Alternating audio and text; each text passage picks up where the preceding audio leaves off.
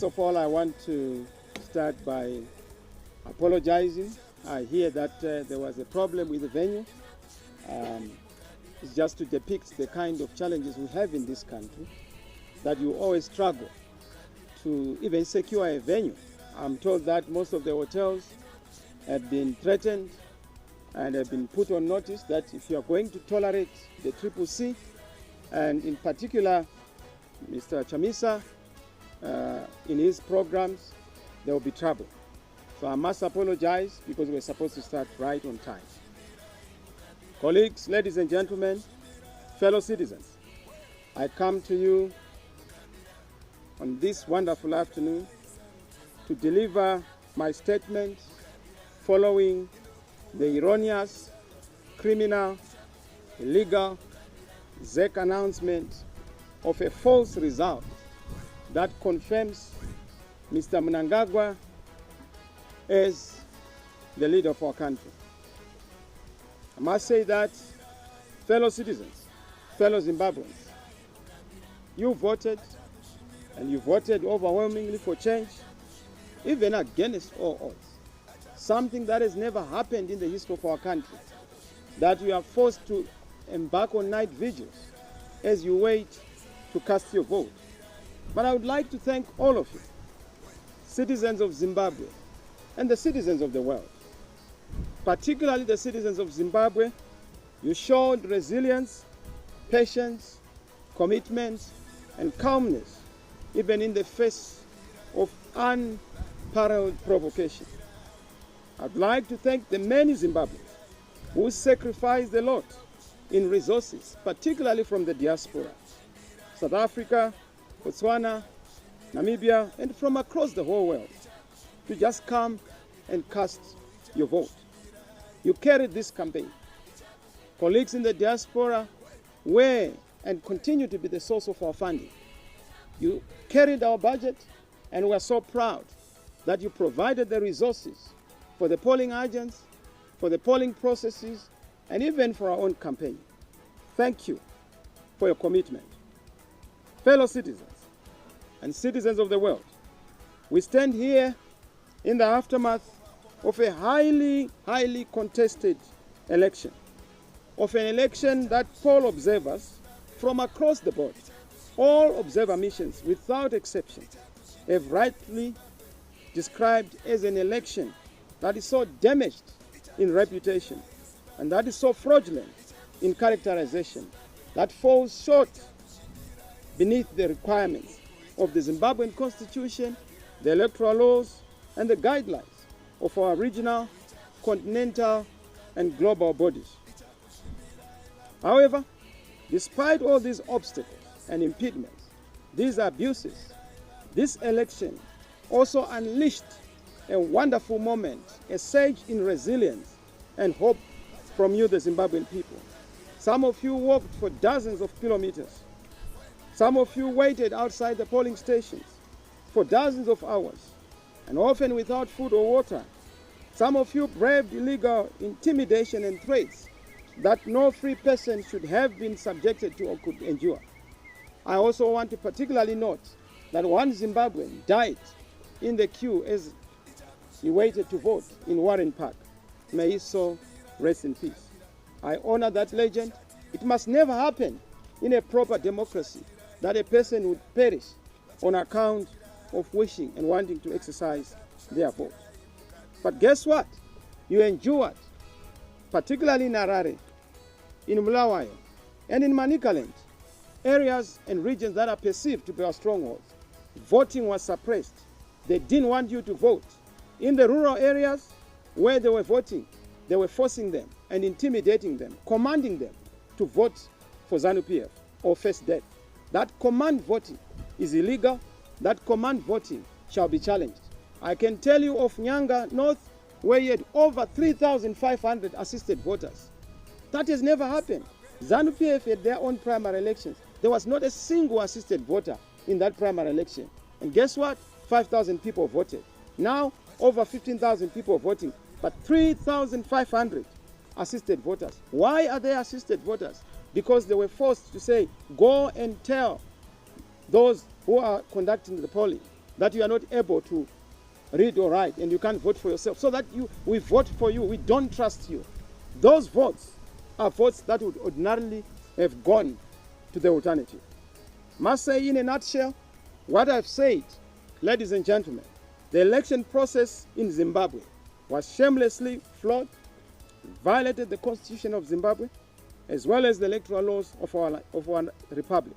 There was therefore an illegality and criminality in the conduct of ZEC and all the polling officers and officials that were involved. The election process was fraught with unprecedented illegalities, irregularities, and encyclopedic opaqueness and forces of darkness, particularly FAS, which has become a spooky, ghosty, and shadowy organization that takes instructions from those spooky headquarters. The election process itself fell far short of the SADC guidelines on elections and international electoral guidelines. And you know that this was a pronouncement of the observer missions, and we concur with that observation. Notwithstanding all this, you voted for a president of your choice. You voted for your representatives of your choice at parliamentary level and at council level. And I want to thank you and congratulate you for that resilience, particularly across the whole country, especially in the urban areas and in the rural areas. There are people who are so courageous. They stood and they were able to stand toe-to-toe to the intimidation of FAS and other institutions like ZANU-PF, the terrorist organization, to be able to cast their votes. It was like a war zone.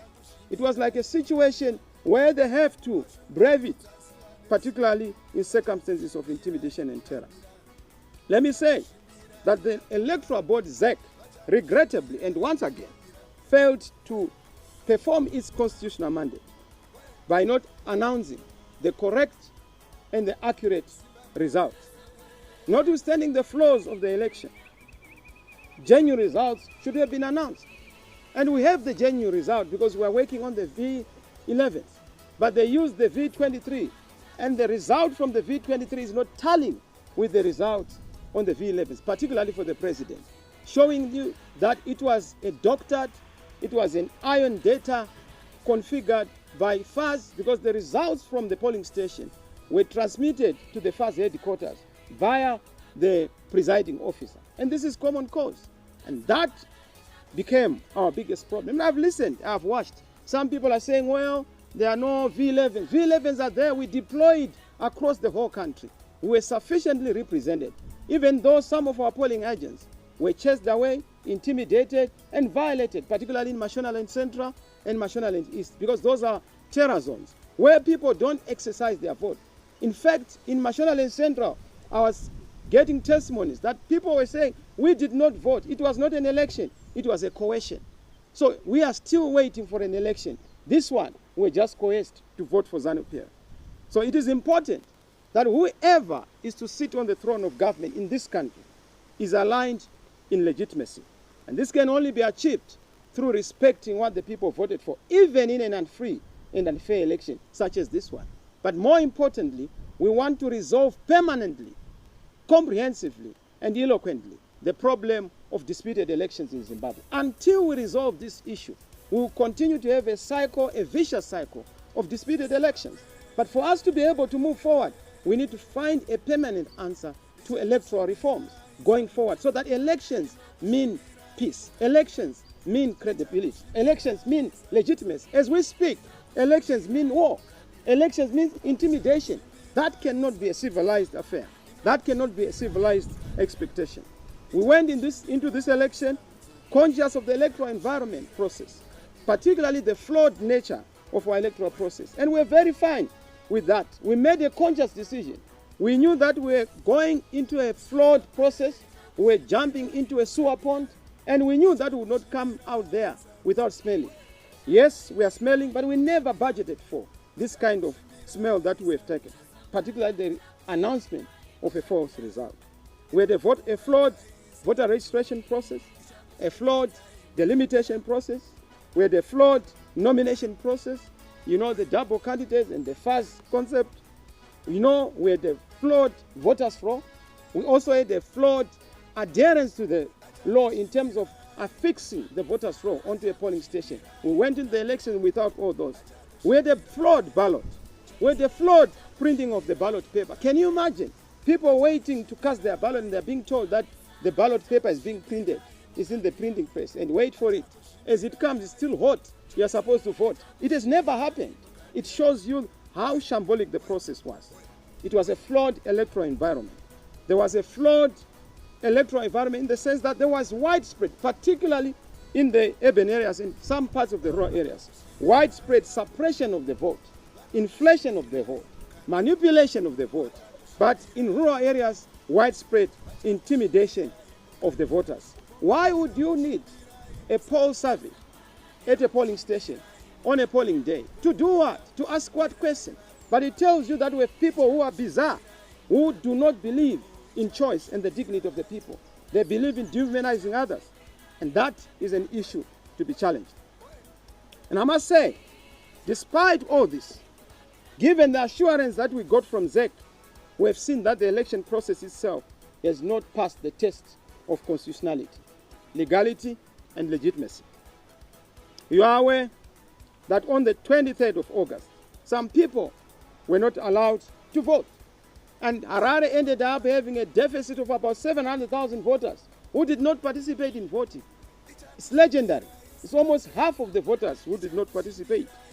In the rural areas, I've told you about FAS, which is a spooky and bogus outfit created to terrorize, threaten, and intimidate people, even interfered with the electoral process, including the printing of millions of full-color print flyers that were dissuading people from voting on the day in question, allegedly and purportedly having been authored by myself. But again, that propaganda shows you that those who authored it knew what they were trying to do, because you must then marry it to the issue of ballot papers which were not delivered in time, particularly for the local authorities, because they did not want people to exercise their vote. Now, let me say, having said this, what are the next steps? What should the nation expect? There is going to be change in Zimbabwe. Whether ZANU-PF people want it or not, it's not going to be easy, but there shall be change. We will not wait for 5 years. There has to be change now. And we are going to lead in making sure that change comes to Zimbabwe. We put a full stop to this madness. Whatever it takes, we must provide leadership. Mr. Mnangagwa knows that he has performed a coup since 2008, a coup on the ballot, 2017, a coup on the elected leader, 2018, a coup on the ballot. He has repeated again, 2023, a coup on the ballot. You can't survive this for far too many times. This time, no further. We've drawn a line in the sand. We will not allow you to abuse people. You are not the last Zimbabwean. You are not the only Zimbabwean. We are all Zimbabweans. We all count. We all matter. And we will make sure we take our stand and we defend democracy. Of course, as I have said, the next steps in the light of the above, it is clear that we are rejecting the election as a sham, the result. The process itself, we disregard it, and it's in line with what the SADC observers have said. We reject this sham result and flawed process based on the disputed figures. We have our V11s. I'd asked our teams to bring those V11s. I'm not so sure if they're here so that you would see them. We have brought V11s from across the whole country, and those V11s are going to be the basis of our assertion. We have won this election. We are in the lead. We are even surprised why Mr. Mnangagwa has been declared, the leader, because he's not. From the V11s we have, we are ahead. But if you look at the V23, Mr. Mnangagwa mysteriously and miraculously then declares a 52%, which is not backed by facts. Even if you look at other candidates who have then been given votes, it's because it has been engineered elsewhere.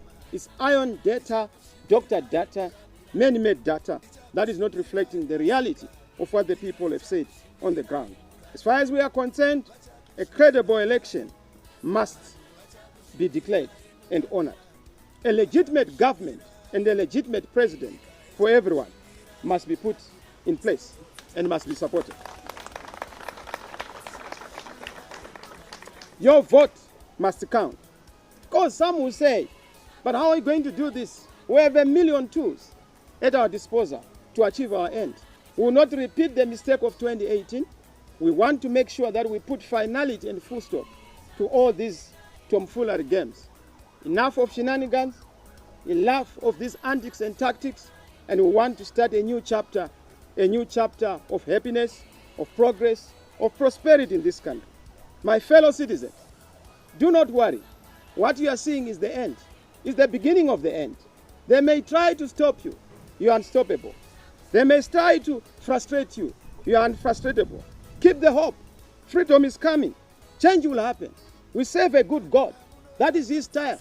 He comes in miracles. He will do it for us. I know there are others who are doubting, but the end is nigh. I encourage the Church of Zimbabwe, intercessors across the board, across the world, please pray for Zimbabwe as we go into these decisive steps to make sure that we fix aright our country and we restore democracy, legitimacy, peace, sanity, sanctity of human life, respect of each and every citizen. I ask you leaders, I ask you change champions, I ask you citizens, leaders in the various communities, to be vigilant, to ensure that together the voice of change rings loud. Your voice and your effort shall not be disregarded. We shall not allow that. Let us come together and defend our voice, defend our efforts, defend our liberation ideals. One man, one vote. It must happen, it will happen. I ask you, as I ask, to know that our God has remembered us. Africa, do not leave us, particularly our fellow brothers and sisters in the region and on the continent. We count on your solidarity as we seek to resolve this political crisis, the emerging electoral crisis. I know God has remembered us. Help us in this remembrance and this last march. God bless you. God bless Zimbabwe. I thank you.